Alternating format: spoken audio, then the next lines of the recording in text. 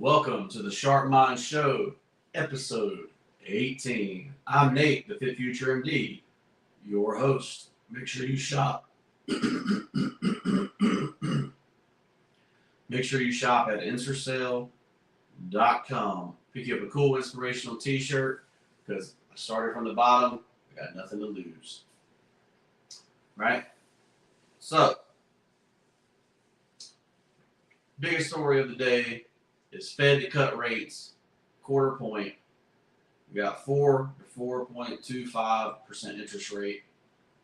That basically means the banks are going to be sitting in anywhere between 6% and 6.25% on their interest rate. And the biggest question I think most people have is it too late? Right? Is it too late for the economy?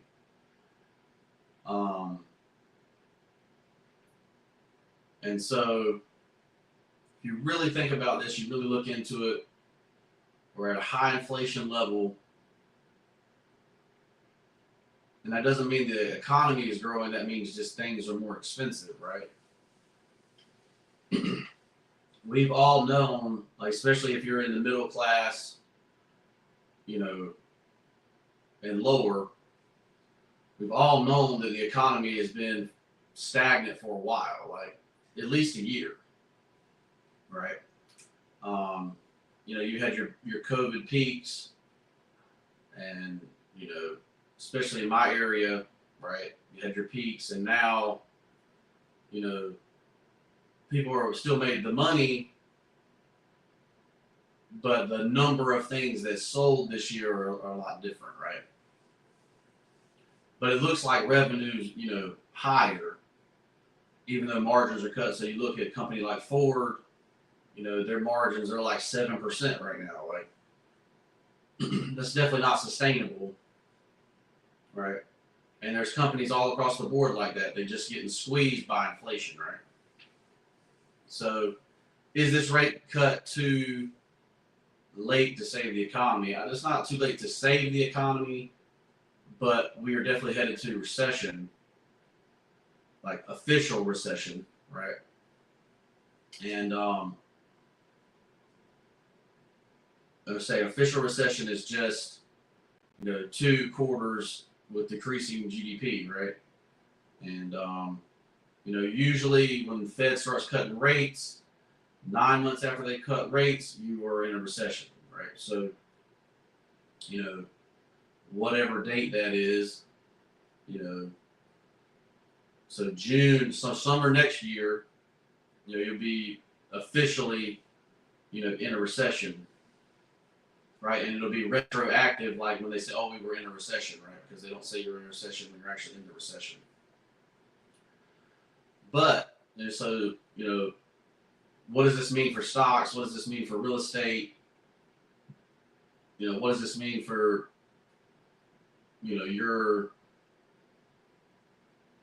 what does this mean for your assets, right?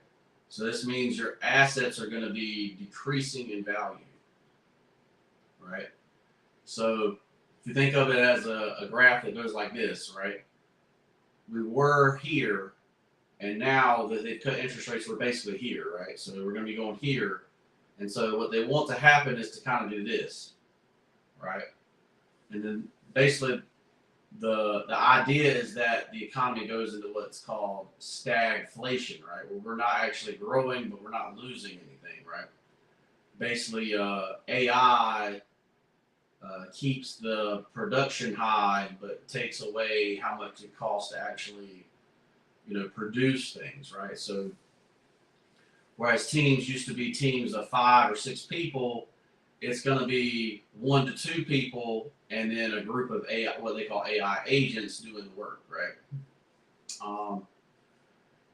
Now, whether that's good or bad, obviously it's, if you have a shortage of jobs, right? So you only can hire 2 people, and then you can have 6 agents or 8 agents helping them out. It might increase productivity, right? And keep it, and actually make it do this. Because that would be the ideal, right? The ideal would do this and then go like this, right? That would be the ideal. But let's say most people think that the price of housing will go down. I don't think the price of housing is going to go down, not unless like you get these big corporations that like BlackRock that own a bunch of housing just to flood the market with housing and cause it to go lower. But like I said, they don't. They want to flood the market with a higher price so that they can borrow against those higher prices and buy more assets, right? That's the borrow till you die concept, right? So the Fed cutting rates is a good thing. Are they too late? They're probably too late, but like I say, I think the job market's going to be stagnant because companies are going to be trying to cut they're trying to increase their margins with the revenue that they have, right? So if they're going to try to use AI to keep the revenue they have and not hire any more people, right? So that's what I think about rate cuts. Tell me what you guys think about rate cuts. Is it a good thing? Was it too late for the economy? So tell me what you think about rate cuts, right? This episode is brought to you by London and the Goo Goo, which is my wife's book. If you have nieces, nephews, or children of your own, make sure you check out London and the Goo Goo, the children's book by my wife, Meredith Dillon. All right, so crazy story here. Doctor leaves patient mid-operation to have sex with a nurse. Now, so this is a doctor from the UK. His name is Suhail Anjum. And basically, he is an anesthesiologist. And so he puts his patient to sleep and then, asks the nurse to watch the patient, and he says he needs to go to the bathroom, and so they go to look for him, and they find him in another operating room with another nurse, right? Now, obviously, he was let go after an investigation about a year later. So this was 2023. He got fired in 2024. But I mean, this is just crazy, right? Like, number one, you're at work, right? So you're having sexual relations at work. Number two, this guy's married, right? So he's also having an affair at work, right? Number three, he's a doctor. Number four, he's got a patient on the operating table, with basically their life in his hands because, he's an anesthesiologist. He puts the patients, to what they call it, to sleep, just crazy to think about. Now, do I think, basically the governing body of the UK decided to basically give him a slap on the wrist that he basically wasn't going to do it again. But I think, after you kind of, if you're crazy enough to do something like this, you definitely don't belong in an operating room. Like, say, he's going to have to go be like, family med, psych, something where he might need to just go out into the middle of nowhere somewhere and be the country doctor out in the middle of nowhere, because that place can't find a doctor, right? Like, it's a pretty despicable thing to do, in my opinion.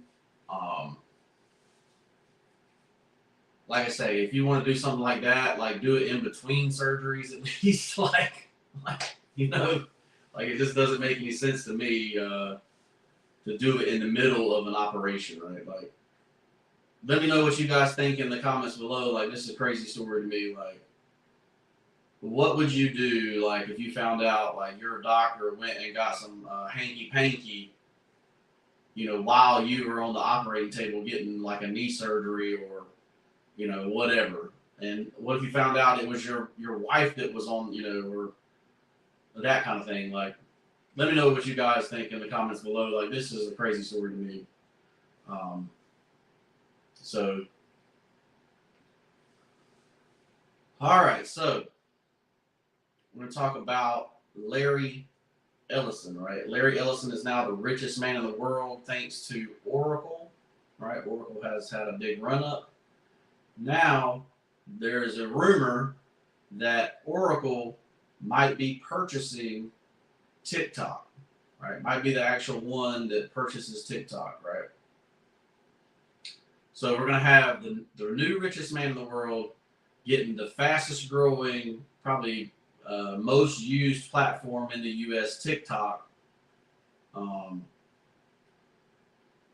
So you'll have another example of, you know, a billionaire controlling social media, right? So you have to let me know what you guys think about this one, but what do you think about Larry Ellison owning TikTok? But in general, so now you got Elon Musk owning X with XAI and Grok, right? You got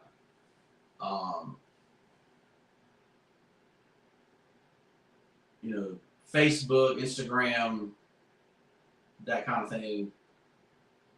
And now Larry Ellison, you know, some of the richest people in the world basically owning the social media, right? Or having controlling interest of the social media. So,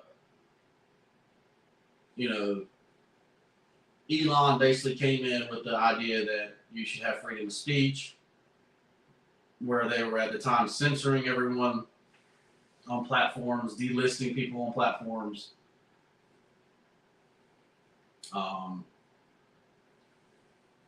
What is the position that Larry Ellison is going to take with TikTok, right? Because you'll actually find things like posted from other countries on TikTok, like you'll, you know, because the news outlets in other countries say things about America that don't come into America, or, you know, that kind of thing, right? So will that continue with TikTok? You know, people get on that side of TikTok, right?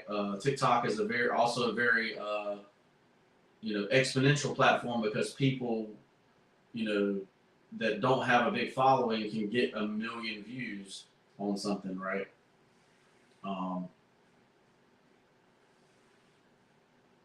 But you know, otherwise, the reason people don't like the government doesn't like TikTok is because it's controlled by the Chinese Communist Party, right? And basically, the Chinese have used capitalism,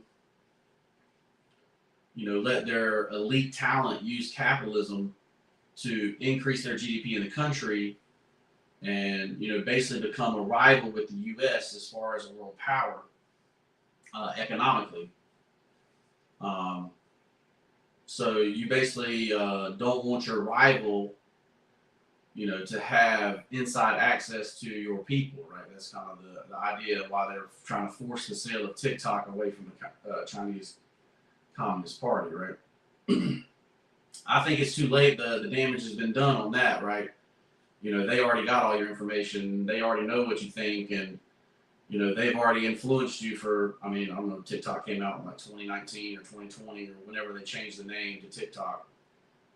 But it's already been 5 years. Like, it's too late, you know, to, in my opinion, to change it. Like, the damage has already been done as far as when it comes to TikTok. But let me know what you guys think in the comments below. Like, what do you think about Oracle, Larry Ellison buying TikTok? Right. So, all right, we're going to go to the last thing of the day. And of course, that's the quote of the day. And it's basically discipline is the rent and success is the landlord. Pay daily. Discipline is the rent, success is the landlord, pay daily, right? So what does this mean? So in life, there are people that are good at certain things and not good at certain things, right? Everyone has their own specific talents in certain areas, right? Some people got the gift of the gab. Some people got freakish athleticism, and some people have discipline, like unheard of discipline. And basically the idea behind this quote is that, the ones that don't have, the crazy genetic athleticism or the crazy genetic IQ or, whatever it is, you can overcome that with discipline and you become the landlord, right? You become the person that's successful. So you pay every day with that discipline, right? So what does that mean? That means every day we wake up and read our affirmations, right? So if your mindset is not in a good spot, right? I give away my affirmations for free. Like, they're in the description below, and I don't even ask for your name, address, nothing like that for that. Like, that's how important I think affirmations are. That's how important I think changing your mindset is, right? And you can see that when you are, talking to people. Like, people literally have like no hope. Like, they say, okay, price of housing is $400,000. I make $60,000, and you have to make $115,000 to be able to afford a house. I'm never going to buy a house, right?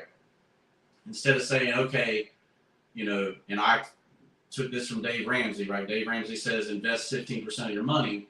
Well, if you invest 15% of your money over time, eventually you have enough money to purchase a house, cash, right? Right. And, obviously I'm not a big believer in the cash part, but if you need to save up for a down payment and you do 15% for a couple of years, you're going to have the down payment on that house, right? So say you make 60, and that means you can only borrow $200,000. That might mean you have to invest until you have $200,000 to throw into a house, right? And then you become that landlord, but you have that discipline every day to invest that money, right? To pay yourself first, invest that money, right? But that starts with mindset. That starts with affirmations. So if you need affirmations, pick mine up for free in the description. But you read those affirmations every day. Second, you read for 10 minutes a day on the subject you're trying to learn so that you better your skill set, right? So you're sitting at $60,000. There's got to be something that can make you go to 80, that can make you go to 100, that can make you go to 120, right? There's got to be a skill set that you can get. Or maybe you just need to get the skill set to stay at the 60, right? Like, a lot of people are hired into positions and then they have to get their credentials, right? Especially now. So that's the way I did it. I wasn't a, level 4 operator. When I started, I had to get those certifications, right? But you read 10 minutes a day on the skill set that you need, right? Or at least learn for 10 minutes a day on the skill set that you need. So, for instance, my backyard is very sunny, so I'm sitting here trying to figure out a way to make it where there's some shade in my backyard. I'm looking on YouTube. I'm looking, using AI to try to figure out how to make something that can provide shade for my wife and child when they go out there, right? But those aren't skills that, I have the skill of, I can use a saw, I can, I know how to mix concrete, all that kind of stuff. But I've never done that kind of stuff before. I've never made something that provides shade, right? But I'm going to sit here and learn about it every day until I can figure it out, right? That kind of stuff. So that's the discipline that we're talking about, right? The discipline to wake up and do certain things, right? Say, and then you go think about your health, right? So, every day I'm going to go to the gym, or every day I'm going to do some kind of physical activity, whether it be walk around the neighborhood, do 200 burpees, whatever it is, you stay disciplined in that, right? Even if you so if you're if you're a person right now, high school athlete, if you just do 200 burpees a day, you're all of a sudden going to be increasing your athletic ability, right? Just from doing those 200 burpees a day, right? So that's discipline, and that's what the rent that you pay to become a landlord, to become successful, right? So that's what this quote means. Discipline is the rent, success is the landlord, and pay it daily. Pay it daily with your discipline, right? I'm Nate, and I'm a life coach. If you're looking to set up things like this so that you become the landlord, you become successful, hit me up in the DM, click the link in the description, sign up for life coaching. It's $2,000 for a year of life coaching, right? A whole year. Whereas most life coaches charge you $150 an hour. So you pay that $2,000 up front, you get a life coach for a year, and if your life's not better in a year, you get the $2,000 back. It's 100% money back guarantee on that, right? So keep that in mind. Shoppingisforsale.com, pick up a cool inspirational t-shirt. Check out my wife's book, London in the Goo Goo, and we'll see you in the next one. Peace.